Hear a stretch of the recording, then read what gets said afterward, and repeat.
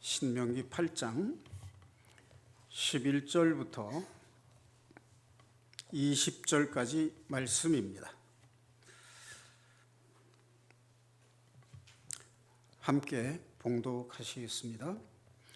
내가 오늘 네게 명하는 여호와의 명령과 법도와 규례를 지키지 아니하고 네 하나님 여호와를 잊어버리지 않도록 삼갈지어다.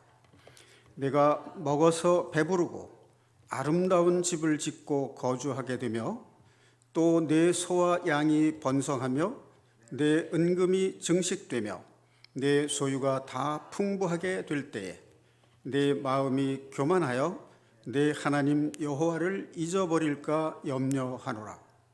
여호와는 너를 애굽 땅 종되었던 집에서 이끌어내시고 너를 인도하여 그 광대하고 위험한 광야 곧 불뱀과 전갈이 있고 물이 없는 간주한 땅을 지나게 하셨으며 또 너를 위하여 단단한 반석에서 물을 내셨으며 내 조상들도 알지 못하던 만나를 광야에서 내게 먹이셨나니 이는 다 너를 낮추시며 너를 시험하사 마침내 내게 복을 주려 하심이었느니라. 그러나 내가 마음에 이르기를 내 능력과 내 손의 힘으로 내가 이 재물을 얻었다 말할 것이라. 내 하나님 여호와를 기억하라. 그가 네게 재물 얻을 능력을 주셨음이라. 이같이 하심은 내 조상들에게 맹세하신 언약을 오늘과 같이 이루려 하심이니라. 내가 만일 네 하나님 여호와를 잊어버리고 다른 신들을 따라 그들을 섬기며 그들에게 절하면 내가 너희에게 증거하노니 너희가 반드시 멸망할 것이라. 여호와께서 너희 앞에서 멸망시키신 민족들 같이 너희도 멸망하리니 이는 너희가 너희의 하나님 여호와의 소리를 청종치 아니함이니라. 아멘.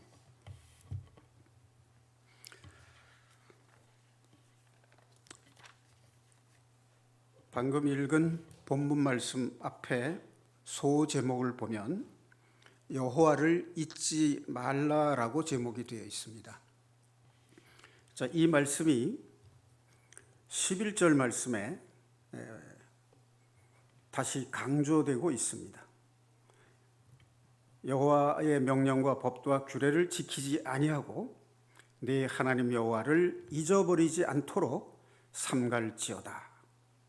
이런 말씀이 있고 또 먹고 살만하고 풍족해지면 마음이 교만해져서 재물 얻는 것이 나에게 내 손과 내 능력에 있다고 생각하고 하나님을 잊어버리기 쉽다는 거죠. 자, 그래서 18절에 보면 네 하나님 여호와를 기억하라.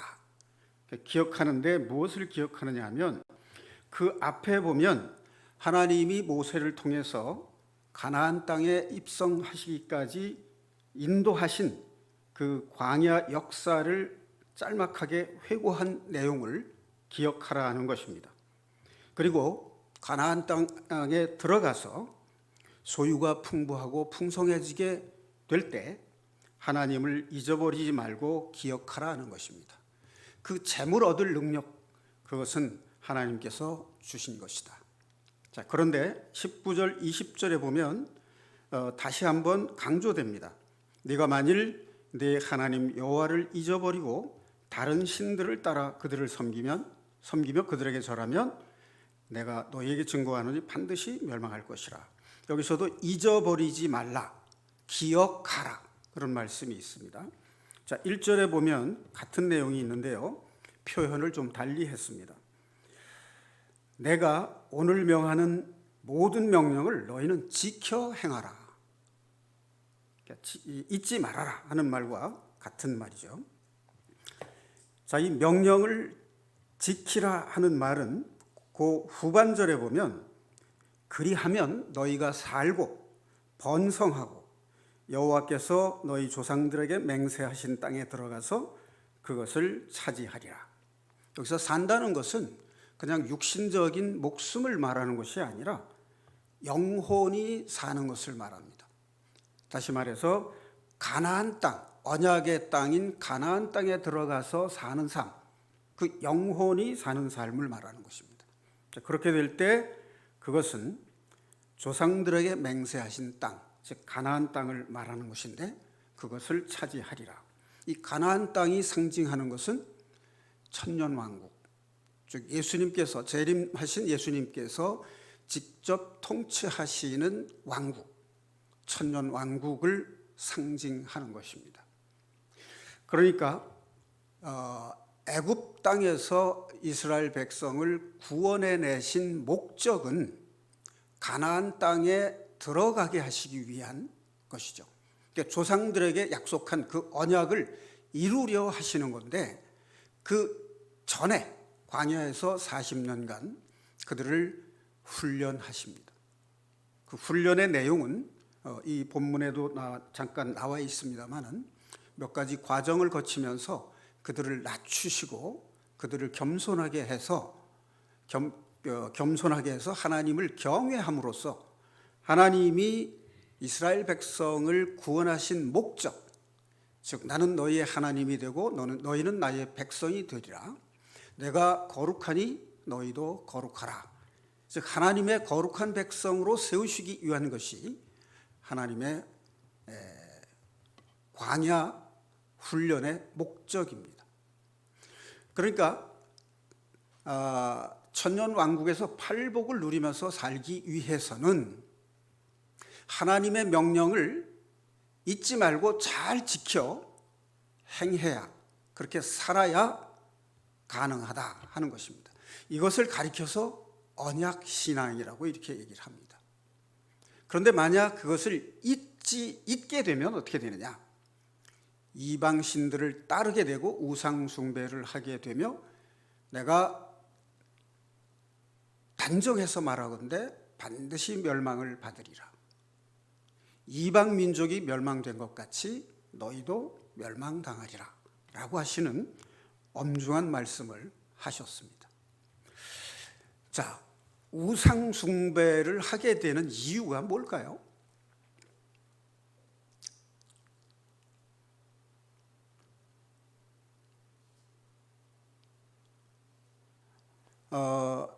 모세가 시내산에 올라가서 40일간 내려오지 않을 때 아론을 중심으로 이스라엘 백성들이 금송아지를 만들어서 예배했죠. 그것은 애굽 땅에서 가지고 나온 금을 가지고 금송아지를 만들어서 거기에 절을 했다는 것은 하나님을 예배하는 방법을 모르고 세상적 방법으로 하나님을 예배했다는 것을 의미합니다. 세상적 방법으로 예배했을 뿐만 아니라 그것이 하나님을 예배하는 것이 아니라 세상 것을 숭배하는 마음의 표현이 됐다는 점에서 그것이 우상 숭배가 되는 겁니다. 그러니까 여기서 우리가 알 수 있는 것이 뭐냐면 우리가 하나님을 예배한다고 하면서도 하나님을 예배하는 것이 어떻게 해야 올바른 것인지를 잘 모르게 되면 결국 하나님을 섬기는 것이 아니라 우상을 숭배하게 된다는 것입니다. 그러니까 다르게 표현하면 우상 숭배라는 것은 애굽 세상으로 다시 돌아가는 것이 우상 숭배입니다. 그런데 우리가 구원받은 백성이 어떻게 애굽 세상으로 다시 돌아갈 수가 있겠느냐?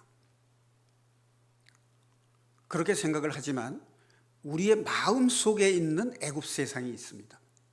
세상적인 가치를 추구하고자 하는 이 마음. 하나님은 눈에 보이지 않고 성령의 역사하심도 육신의 눈으로 보이지 않습니다.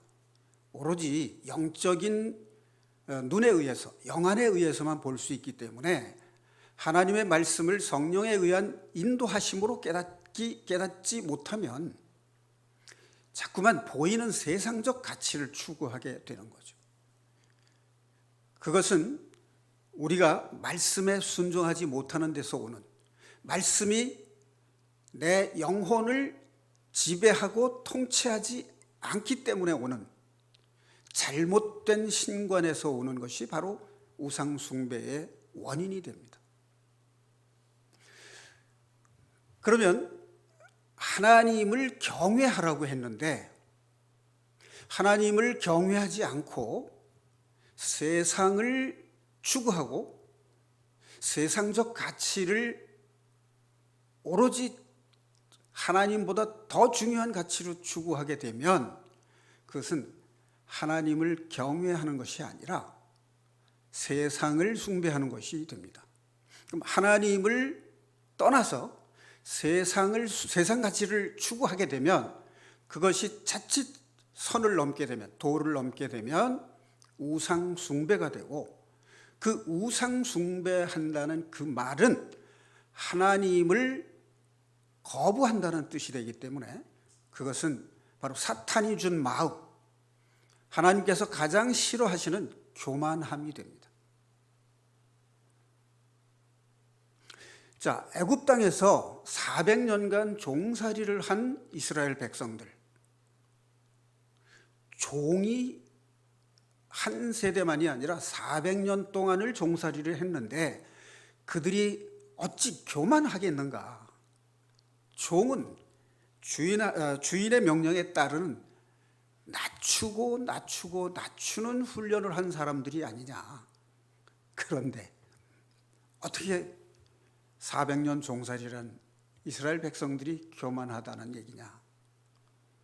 그렇게 생각하기 쉽습니다. 또 우리 자신을 비춰보더라도 내가 상당히 고난을 통해서 연단을 통해서 나 스스로가 하나님 앞에 스스로를 낮추고 사람들 앞에서도 내가 겸손함을 유지하려고 많은 노력을 했다는 그 자부심 때문에 또는 지속적인 노력 때문에 이만하면 나는 내가 하나님 앞에 교만하지 않을 거야. 이제 그렇게 대부분 성도들이 다 생각을 합니다. 자, 그런데 6월절 어린 양의 피를 통해서 하나님께서 이스라엘 백성을 단 하룻밤에 애굽으로부터 탈출하게 하셨지만 우리 마음속에 있는 애굽, 세상을 좋아하는, 세상을 즐겨하는 그 마음속에 있는 애굽, 우리는 언제든지 다시 돌아가고자 하는 그 마음이 우리 속에 있다는 것을 스스로 깨달아야 할 것입니다. 지금 이 신명기 8장 얘기는 많은 성도들이 잘 알고 있는 그런 내용입니다. 그래서 어떤 분들은 이렇게 말을 하기도 합니다. 그 설교는 우리가 다 이미 잘 알고 있는 내용이다. 그것은 초보적인 설교다. 이제 이런 생각을 하는 분들이 있어요. 그런데 설교라고 하는 것이 성경의 지식을 아는 것이 아닙니다. 예수님에 대해서 아는 것은 지식이죠.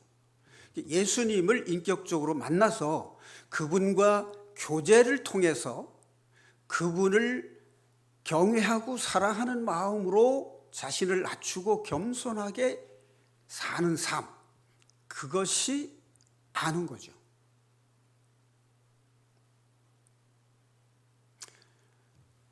설교는 지식으로 아는 것이 아니라 그 지식으로 들은 그것이 내가 삶 속에서 주님의 말씀을 성령의 음성으로 들음으로써 삶에서 경험적으로 알게 되는 그 삶을 살 때 그것이 비로소 아는 것이고 그것이 성경을 아는 것입니다.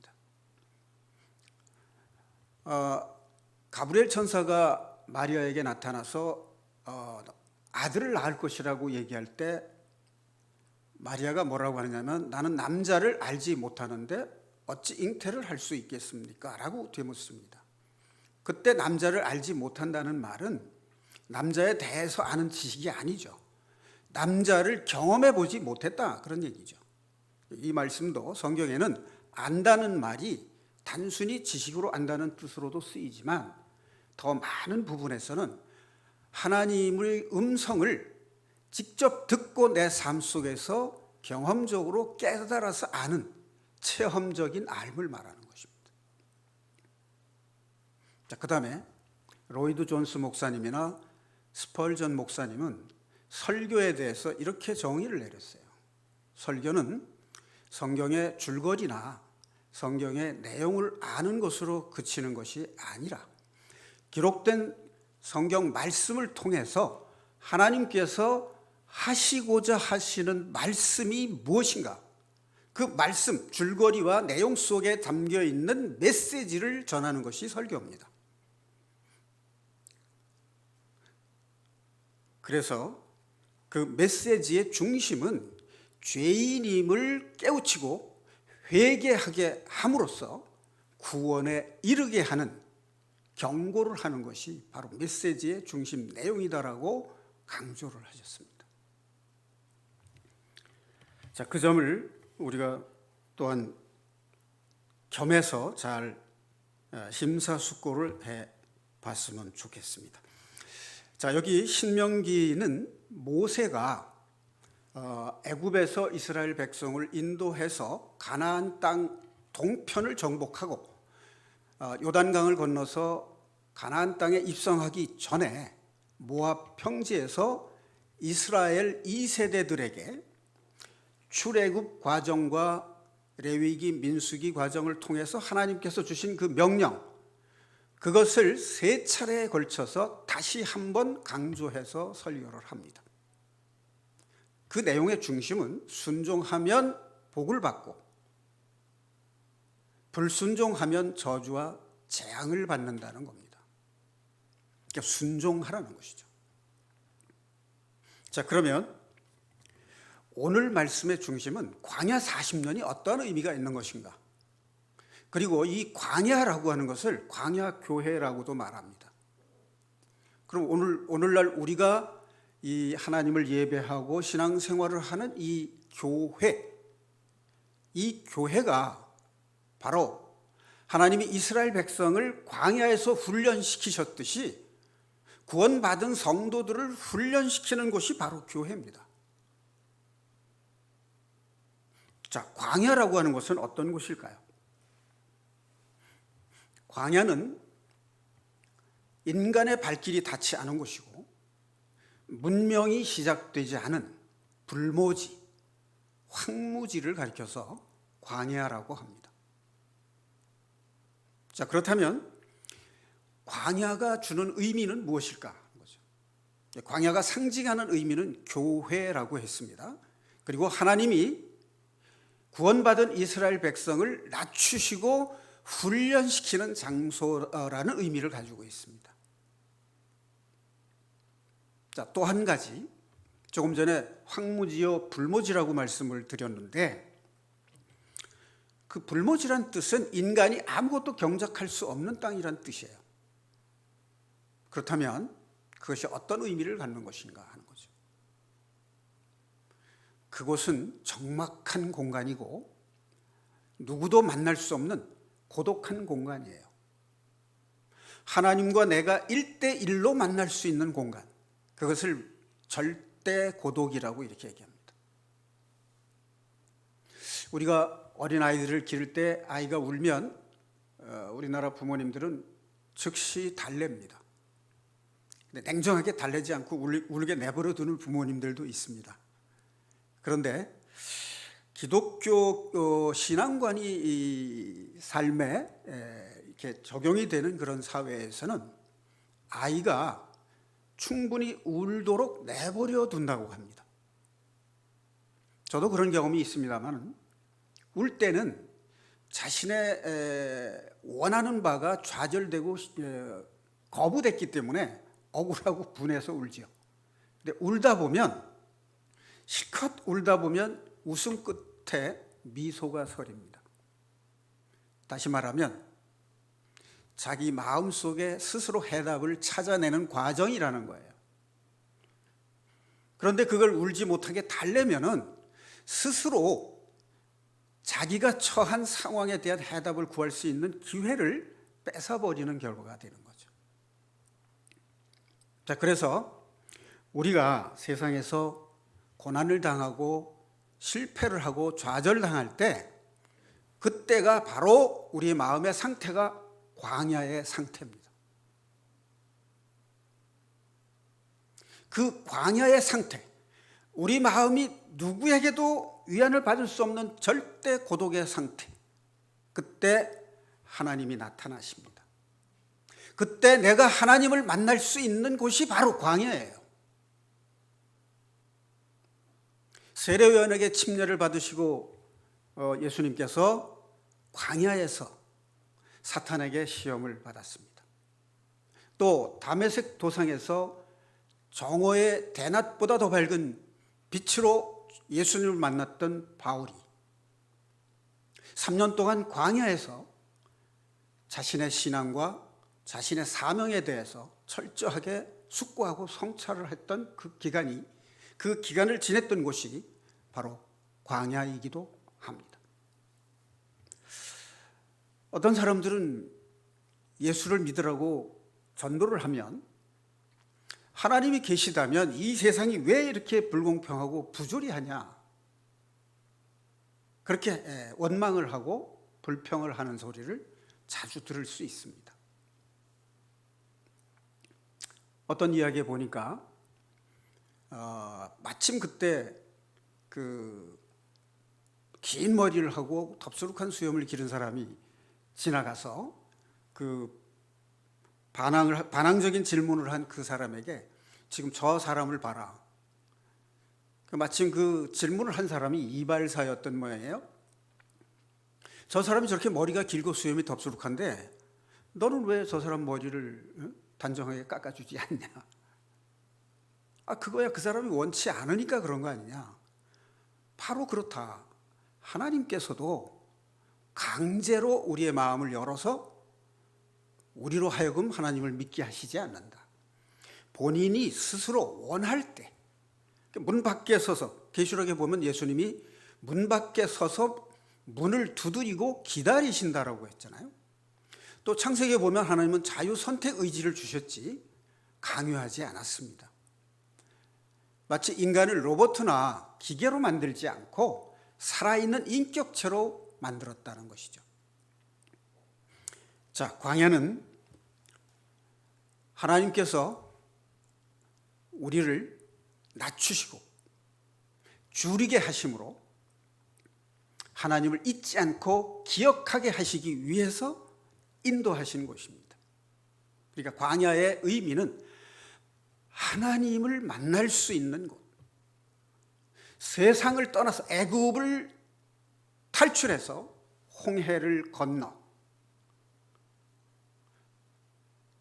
광야로 인도하신 하나님, 그를 낮추시고 고난을 겪게 해서 오직 하나님의 능력이 아니고는 살아갈 수 없는 삶을 날마다 경험하게 하시는 것입니다.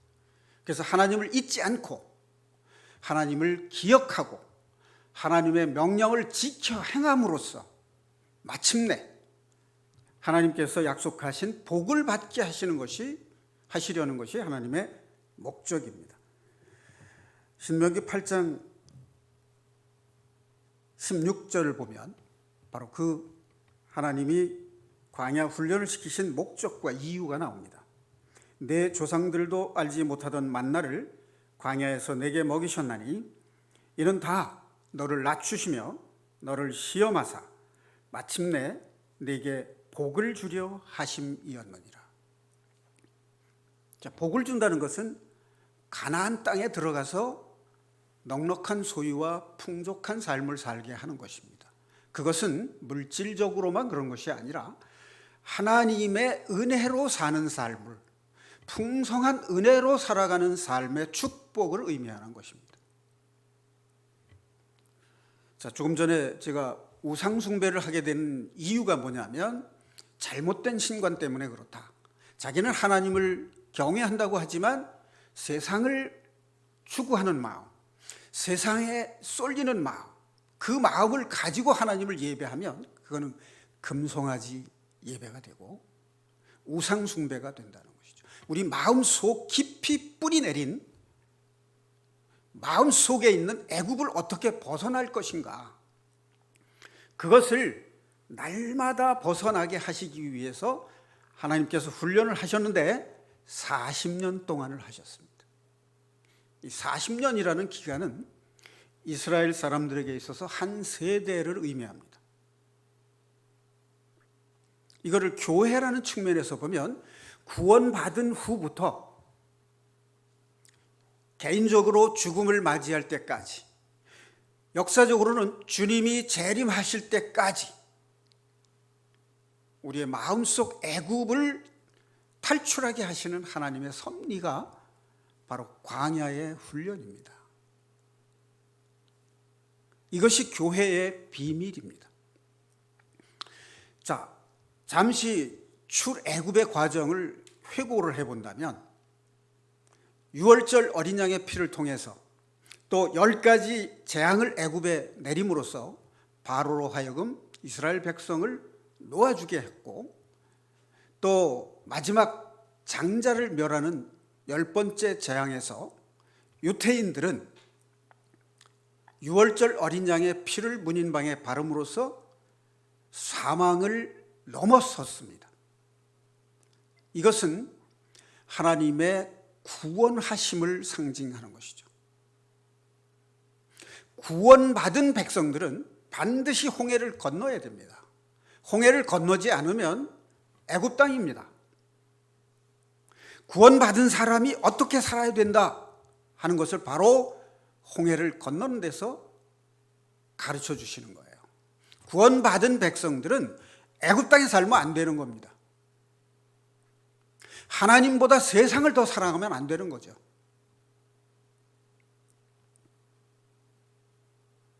그래서 홍해를 갈라서 건너게 하셨습니다. 여기에서 나타나신 하나님, 어떤 하나님이십니까?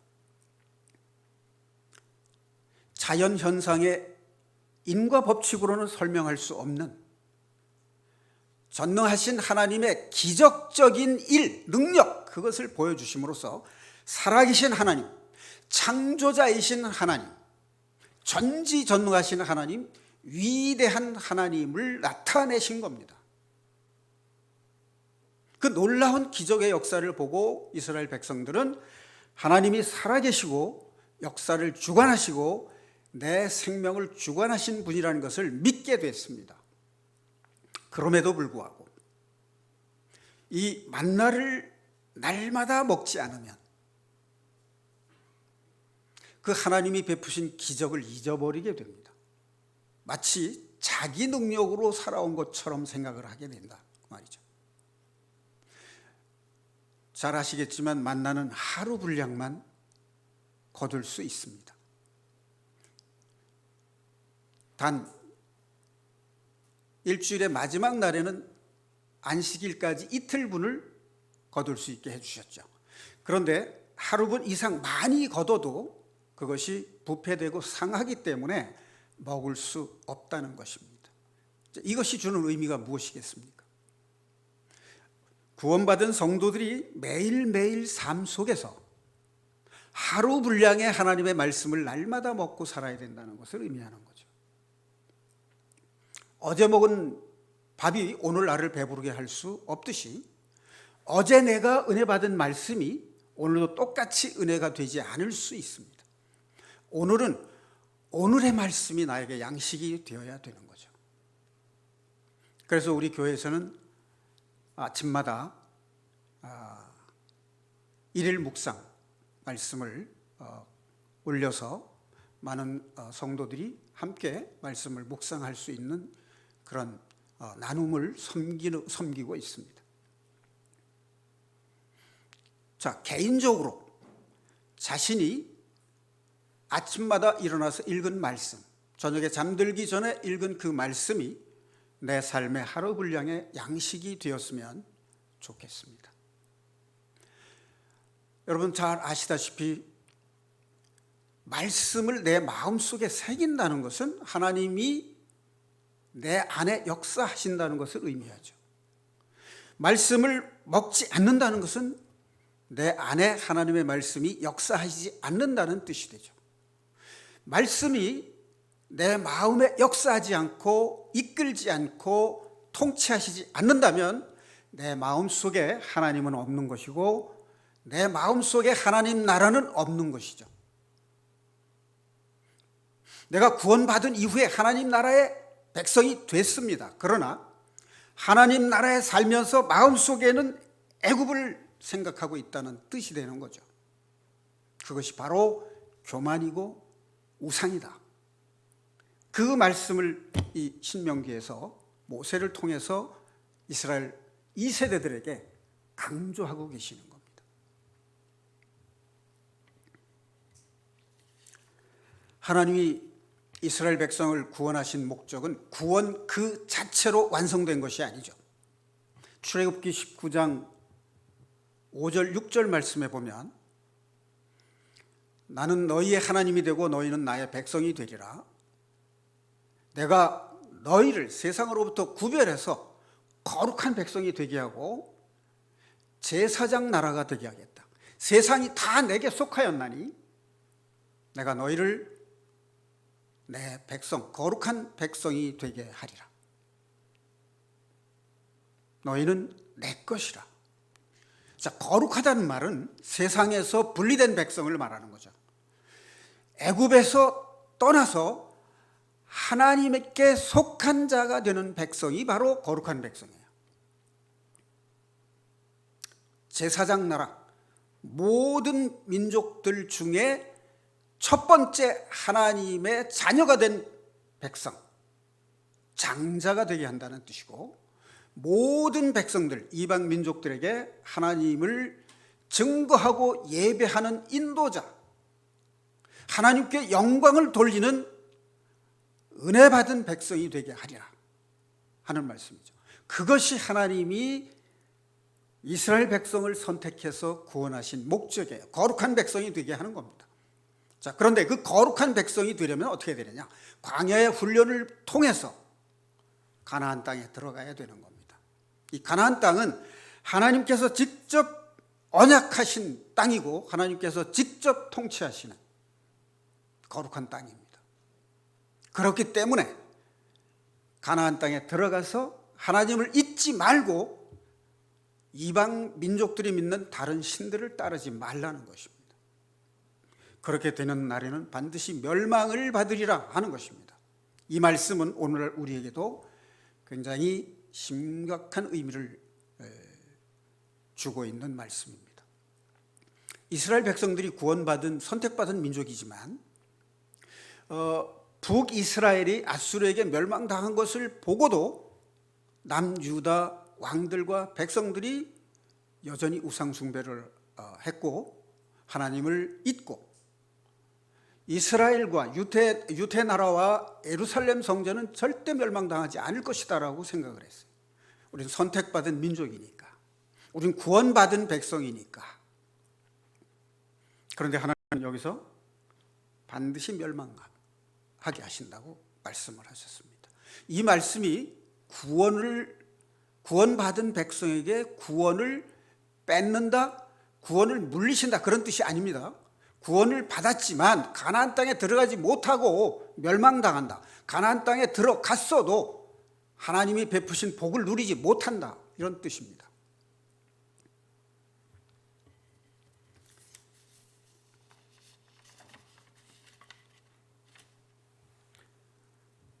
신명기 전체의 내용, 핵심은 하나님을 경외하라.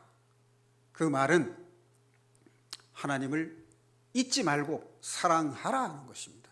하나님의 명령은 신약 성경에 보면 예수님께서 두 계명으로 압축되죠. 온 마음과 뜻과 목숨을 다해서 너의 여호와 하나님을 사랑하고 내 이웃을 내 몸과 같이 사랑하라는 두 계명이 바로 온 율법과 십계명의 총칭이라고 볼 수 있어요. 이것을 지켜 행하라는 것입니다.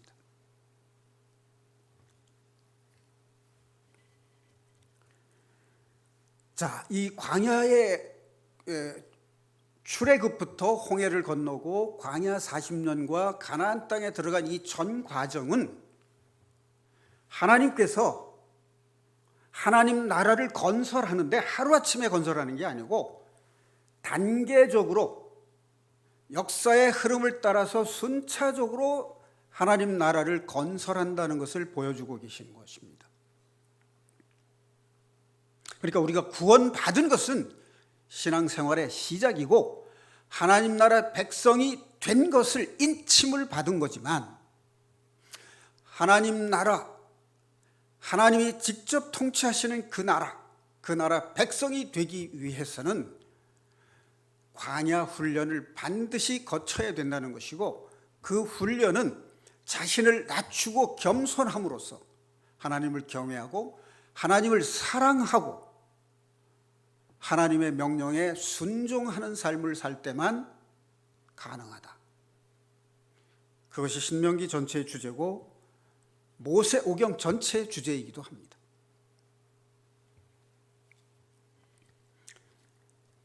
자, 이 과정에 관련된 신앙을 네 가지 정도로 설명을 한다면 위대하신 하나님, 우주와 인간을 지으신 하나님, 창조자 하나님을 나타내신 것이 애굽의 10가지 재앙이고 홍해를 가르고 건너게 하신 자연의 인과율 속에서는 설명될 수 없는 기적을 베푸신 하나님은 전능하시고 위대한 하나님을 나타내신 거예요. 바로 이것을 믿는 것이 창조신앙입니다. 자, 그 다음에 광야에서 만나가 아니고는 살 수가 없었고 하나님께서 구름 기둥과 불 기둥으로 인도를 하셨습니다. 자, 그것은 어떤 의미가 있느냐 하면 이 광야 사막지대이면서 광야인 이곳은 낮에 태양이 40도가 넘는 뜨거운 열사가 내리쬐다고 합니다. 그래서 구름 기둥으로 뜨거운 태양열을 차단시킴으로써 그들이 광야에서 힘들지 않게 견딜 수 있도록 베푸신 하나님의 은혜입니다. 그리고 불기둥은 이 낮에 뜨거운 열사와 밤에 그것이 식었을 때 온도의 차이가 너무 크기 때문에 물론 그것이 광야고 열사의 땅이기 때문에 영하로 내려가지는 않는다고 합니다. 그러나 이 온도 차이가 크게 되면 얼어 죽는 일이 나타난답니다. 그러니까 낮에 40도였다가 기온차가 하루의 기온차가 한 5도 정도로 내려온다 그러면 35도 차이가 나죠. 그러면 인체가 적응을 하기 어렵습니다. 이 겨울에서 봄이 될 때 밤에는 새벽에는 0도쯤 되는데 낮에는 한 7, 8도 된다. 7, 8도 정도의 차이가 나도 우리는 굉장히 기온의 변화를 심하게 느끼잖아요. 그런 걸 생각하면 이 광야에서 낮과 밤의 온도 차이 때문에 겉옷을 입고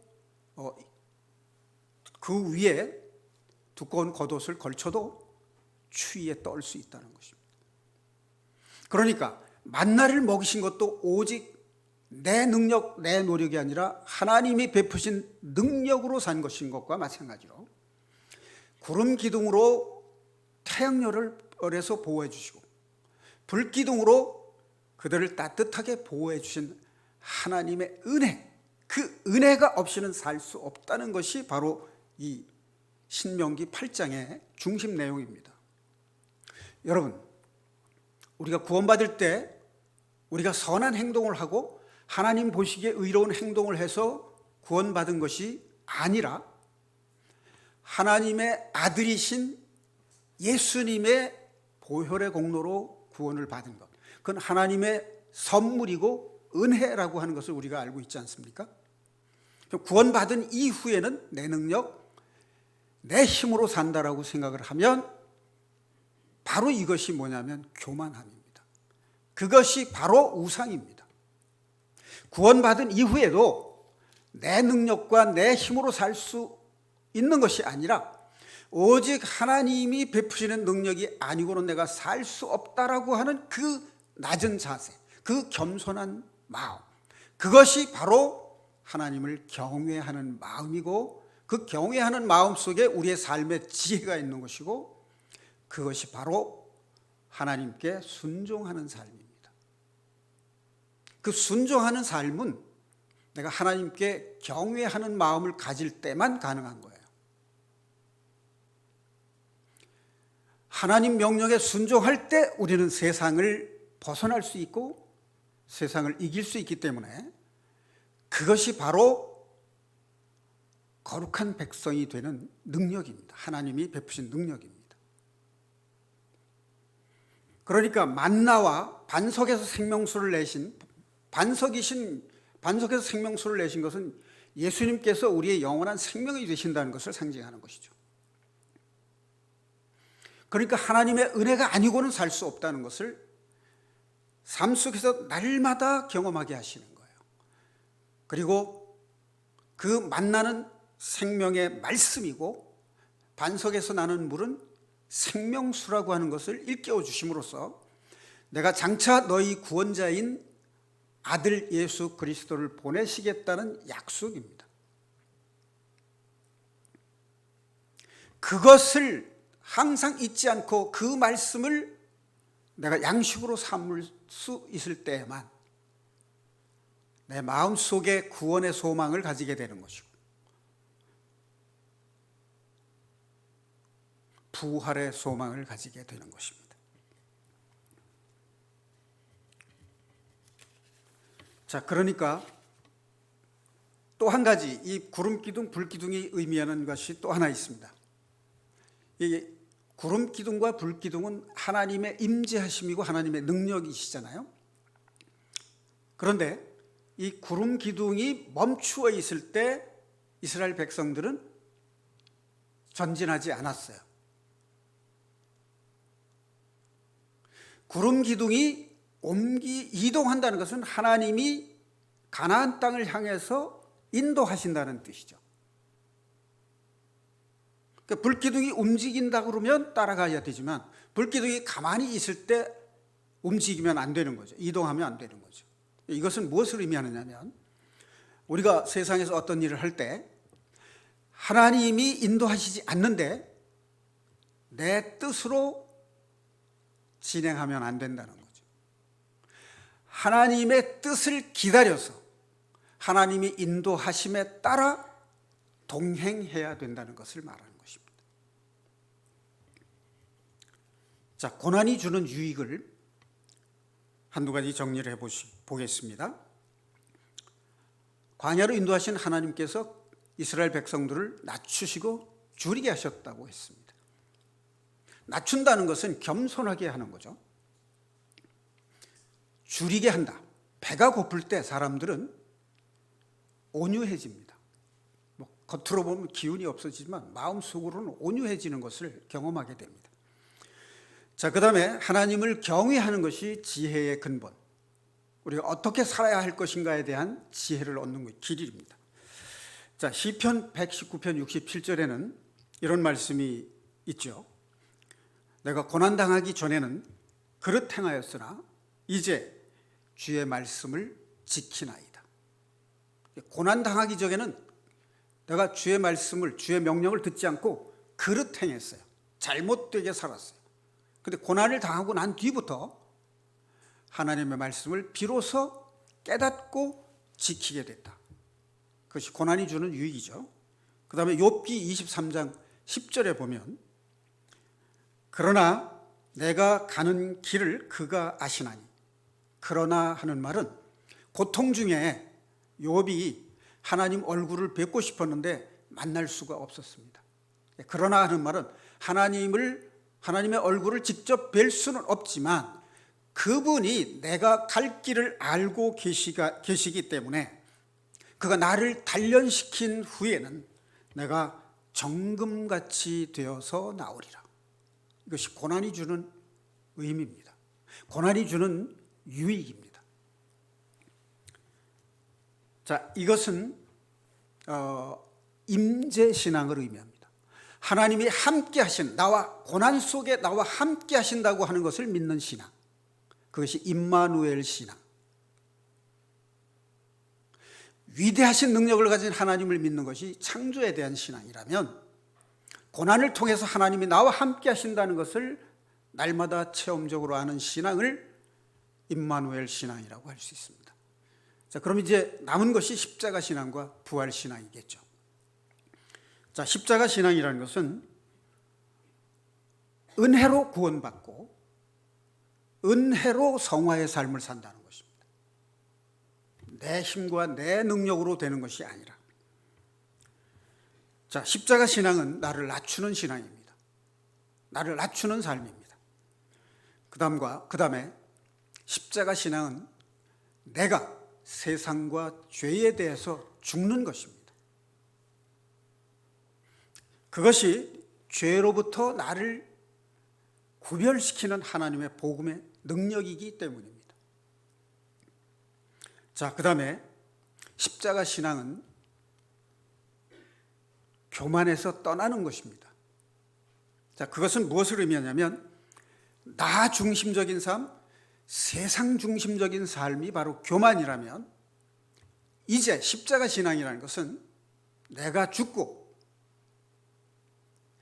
하나님 중심의 삶, 내가 죽고 내 안에 예수님이 주인이 되는 삶, 그게 십자가 신앙입니다.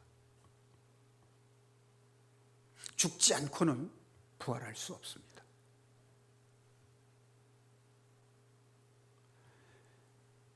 빌립보서 2장 6, 7, 8절에 보면 예수님께서 근본 하나님과 동등하시되 동등됨을 취할 것으로 여기지 아니하시고 자신을 낮추사 사람들과 같이 되어 죄의 모습으로 십자가에 죽기까지 복종하셨느니라.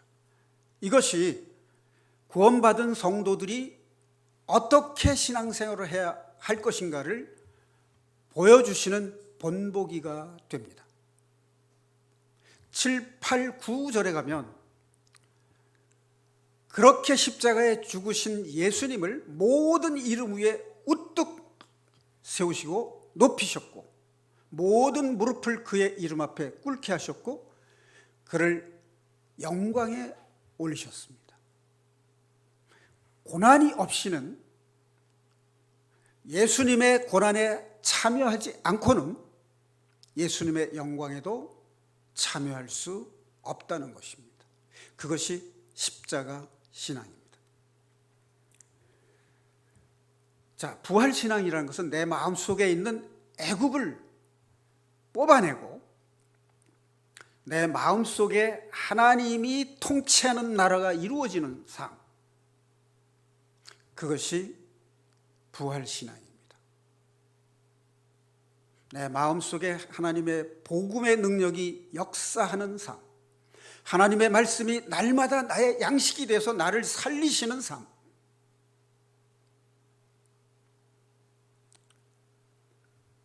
세상 임금이 통치하는, 사탄이 통치하는 나라가 아니라 하나님께서 직접 통치하시고 내가 세상과 죄로부터 분리돼서 하나님께 속한 하나님의 거룩한 백성으로 사는 것이 부활 신앙입니다. 오늘 광야 40년 교회의 비밀이란 고난이 주는 의미, 그리고 그 출애굽 과정에서부터 가나안에 들어가기까지의 과정에서 하나님께서 보여주시는 네 가지 신앙 형태, 창조 신앙, 임마누엘 신앙, 십자가 신앙, 부활 신앙, 이것이 우리가 구원받은 이후에 교회 생활 속에서 이루어야 될 거룩한 백성이 되는, 하나님께서 직접 통치하는 나라, 하나님 나라의 백성이 되기 위해서는 우리가 거룩하지 않으면 안 된다라고 하는 하나님의 이 명령을 우리가 따라서 하나님의 말씀에 순종하는 이 훈련을 우리가 잘 통과해야 되는 것이 우리를 향하신 하나님의 거룩하신 뜻이고, 우리에게 베푸시고자 하는 은혜를 보여주시는 것이고, 우리에게 이미 허락하신 그 복을 우리가 누리는 신앙이라고 하는 것을 마음속에 깊이 새기셔서 우리의 신앙이 죄를 이기고 세상을 이기고 하나님께 속한 백성, 주님과 동행하는 임마누엘 신앙으로 축복받는 형제 자매님들이 되시기를 주님의 이름으로 축원드립니다. 기도하시겠습니다.